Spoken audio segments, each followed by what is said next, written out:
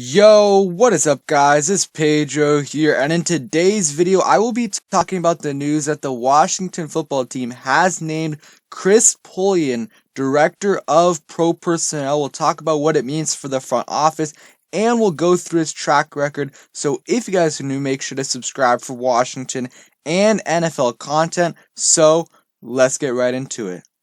And of course, Chris Polian is the son of former Colts GM Bill Polian, and then also now, with the hire of Chris Polian, we have three former GMs in our front office with Marty Hurney, Martin Mayhew, and now Chris Polian. So we have so much experience in our front office. He worked with the Colts for a very long time, and then with the Jacksonville Jaguars as director of pro personnel. So he's not really going to be having much input in the draft. It's going to be more, free agency type things, maybe some trades. Let's look a little bit at his track record. So from 1994 to 1997, he was a personal assistant with the Panthers. From 98 to 2000, he was director of pro scouting with the Colts, and then 2001 to 2003, assistant director of football operations with the Colts, and then he was assistant general manager in 2004, vice president of football operations from 2005 to 2009,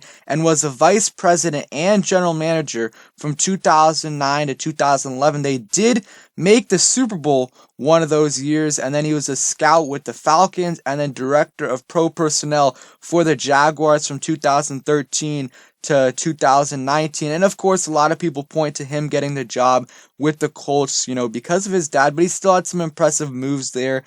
His track record isn't amazing, but he does have some solid moves. So he played a major factor in the Jaguars free agency signings in 2017 of Calais Campbell, Malik Jackson, and AJ Bouye, who were all Pro Bowl selections during their tenures in Jacksonville. In that offseason, he also helped target Barry Church, who also helped their defense. Obviously they made the AFC Championship while he was there. And of course, his track record in Jacksonville did not have a good record while he was there, but of course he wasn't in charge of scouting. He was more a free agency, some trades. Like I said, he can't worry about if they hit on draft picks or not. That is not him. He was more focused on free agency and stuff like that, and he did solid. And really, throughout his career, he really never was doing a lot of drafting stuff besides some time in Indianapolis. But if you look at before he ended up being a GM, he was mostly director of football operations,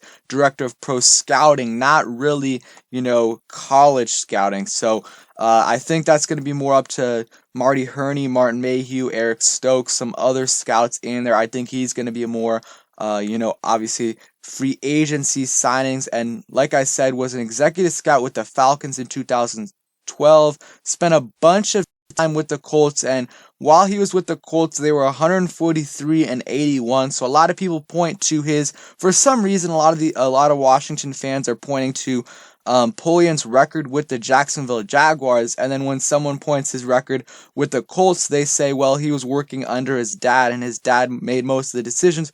Well, that may be true, but while he was in Jacksonville, he wasn't even the GM, so there was a lot of people above him making the decisions. So, he had a good record with the Colts. He had not a great record with the Jacksonville Jaguars, but yeah, I'm just going to leave it at that. But I don't think it's an amazing hire, but I think it's solid.